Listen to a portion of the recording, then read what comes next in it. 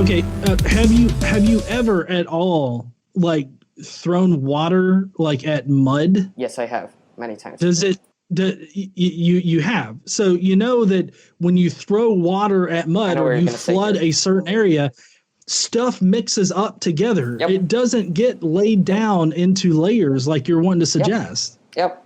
And your point is?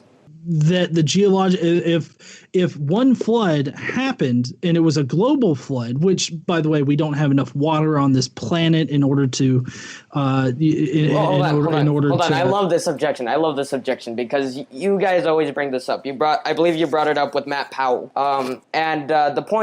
My response to that would be, and most young Earth creationist geologists' response would be, that the mountains did not exist during the flood. The mountains did not exist prior to the flood.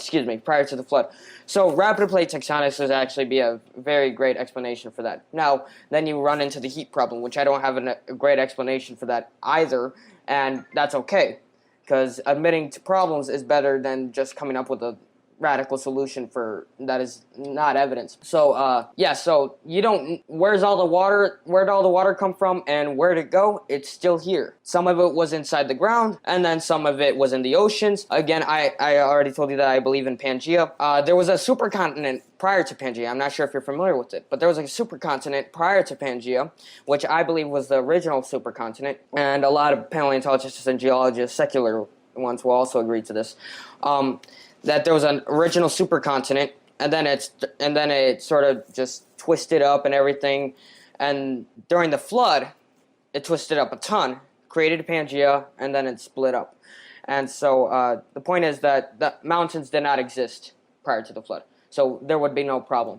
You're proposing the Earth was a perfect cue ball. Nope, not at all.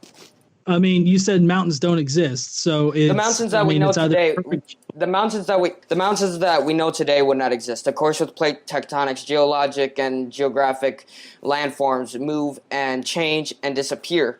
So during the flood, you would have various mountains arising and disappearing, rising and disappearing. So prior to the flood, this is the same thing. Prior to the flood, there were probably a couple mountains, not as high as they are today, definitely not as high as they are on Mars, but it doesn't really matter. We don't know, and there's probably not a reasonable solution to say how we know or how we should know, because like I said, the geologic and geographic landforms would disappear during plate tectonics because of shuffling of the plates and everything like that.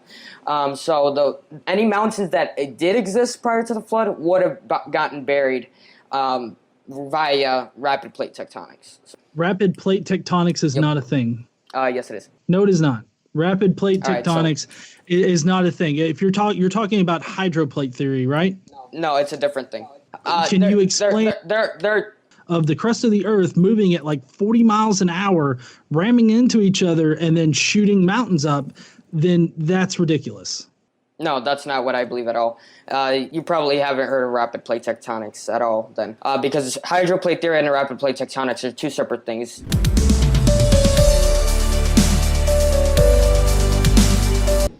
After the massive, slowly accelerating continental plates reached speeds of approximately 40 to 50 miles per hour, they ran into resistances, and like a runaway crashing train, they compressed, crushed, buckled, and thickened, rising out of the floodwaters.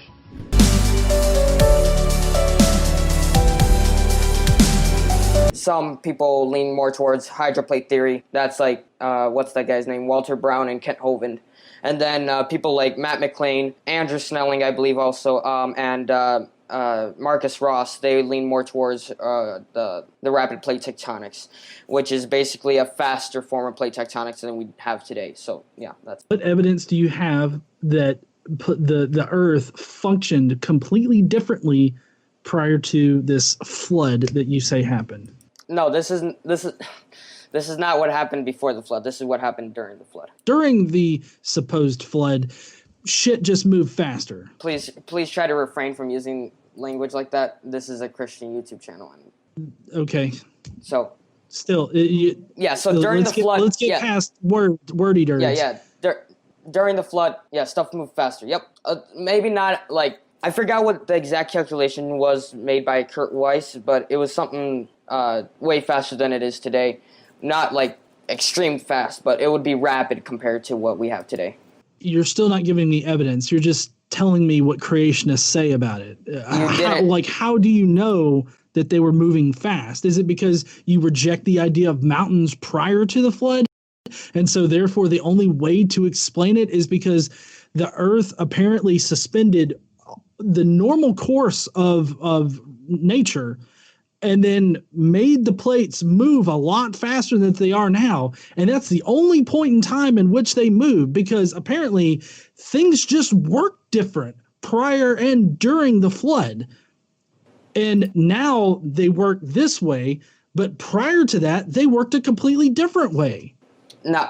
You realize that you're describing right now means that science is just worthless. No, what I didn't at all say that. I didn't at all say that everything worked completely different prior to the flood. Some things did, and that is the issue with uniformitarianism, because uniformitarianists believe that the way things happen right now is the way all things have been for as long as we can remember, right? So, no, I'm not saying that things work completely differently.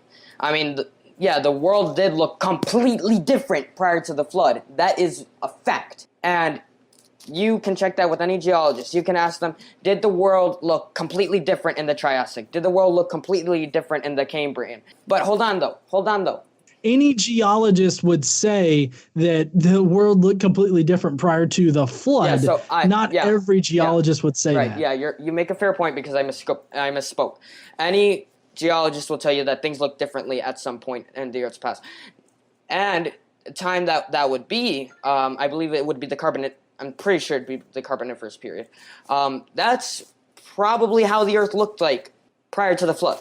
And of course you have plate tectonics prior to the flood, very slowly. However, during the flood, it just went rapid, and then after the flood, it stayed sort of the way it is today.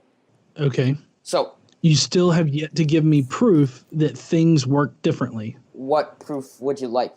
Like geologic evidence? Would you like historical evidence? What kind of proof? I mean, at this point, any kind of evidence that you can present that shows that things work differently, and it's not just you baselessly working things in the past to make it fit your preconceived notion. No. This isn't just me saying it. These are PhD. I'm getting this from PhD geologists and paleontologists who are saying this. Kurt Weiss, PhD geologist. Yeah, but you're saying that I'm baselessly. You said that I'm baselessly getting this off of just my own head, just supposedly just getting these things from nowhere. And I'm telling you, I'm not getting this from nowhere. I'm getting these from PhDs. And look, if you just tried to tell me your explanation of the geologic column, or not, good night, the Howie Quarry, or the death poses and large theropod dinosaurs, without having any other scientific proof from any other professional geologist or paleontologist, I would tell you that you were making it up in your head. But here's the thing. Most of what you're saying is probably founded in some sort of PhD paleontologist or geologist, so I accept your explanation. What evidence do you have that things just worked differently prior to and during the... I'm still trying to get what you're... Like, what kind of things work differently? Like plate tectonics? Is that what you're talking about? Well, I mean, that's one particular thing. I mean, there's also like the whole idea that there just weren't ever mountains like on the Earth. Like that would be a good place to start too. All right. How we know the speeds that the plates moved at in the past and how they're radically different from how they moved now. I would really appreciate that. Another thing that you mentioned that you could prove is how we know radioactive decay isn't constant. Because that's what you said, that it's not constant, that it worked differently prior to and during the flood. So if you can explain how those things were different, like with evidence, then I would love to hear that. Sure. The evidence that plate tectonics worked differently in the past than they do today. Well, not that they worked differently, but they were just faster at some point. So, I don't know how you could necessarily prove scientifically, like historical science or whatnot, how and show how that rapid plate tectonics.